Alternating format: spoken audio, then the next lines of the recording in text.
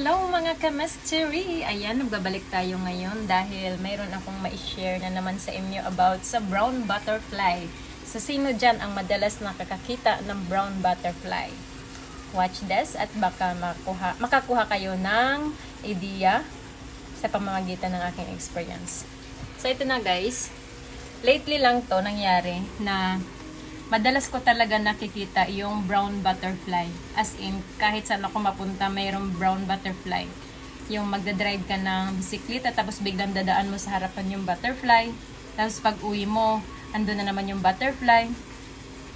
Magugulat ka na lang. Yung nakita mong butterfly sa unang sinundan ka na pala. Nasa harapan mo na ulit siya. Ito yung butterfly na nakikita ko kanina. Ba't ganun? Ba't ulit-ulit? Ba't ang dami? Ba't araw-araw? So, meron ding araw na paglalabas ako ng tiris, yung butterfly dadapo sa glass window namin. So, sabi ko, wow, iba na talaga to. It's a money. So, di ko naman talaga siya in-expect na magkakaroon ako ng pera. So, nawala na sa isipan ko yan yung mga pagkakita ko ng brown butterfly. Hindi ko na inisip na kailan ako magkapera.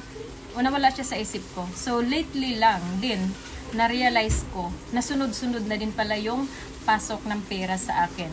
So, araw-araw din ako nagkakaroon talaga ng pera. So, kaya pala, araw-araw ko din talaga napapansin yung brown butterfly na lagi ko nakikita. So, bukod pa doon sa araw-araw na pumapasok sa akin, kasi dati naman wala naman akong araw-araw na pumapasok na pera. Kumbaga, nagkaroon ako ng magandang trabaho, magandang part-time na talagang sunod-sunod din yung pasok ng income ko. Tapos, ang bonus pa dun kasi mas malaki pa yung tip na nakukuha ko kaysa sa sahod ko. So, yun na pala yun. Yun na pala yung ibig sabihin ng brown butterfly kasi sunod-sunod, araw-araw ko siya nakikita. And then, yung pumapasok din sa akin na pera, sunod-sunod, araw-araw din, plus bonus pa. So, yun. Yun ang ibig sabihin ng brown butterfly. So, kaya ko din nasabi to dahil isa na rin to sa na-experience ko dati na meron akong inantay na malaking pera, malaking halaga talaga. And then, isang brown butterfly na nalaglag sa akin. Galing siya sa taas, nalaglag sa akin. So, sabi ko, hulog ng langit. So, parang ang laki ng expectation ko na makukuha ko yung malaking pera na inaantay ko. So, nakukuha ko talaga siya. 2 days ago lang, yun, nakukuha ko talaga siya.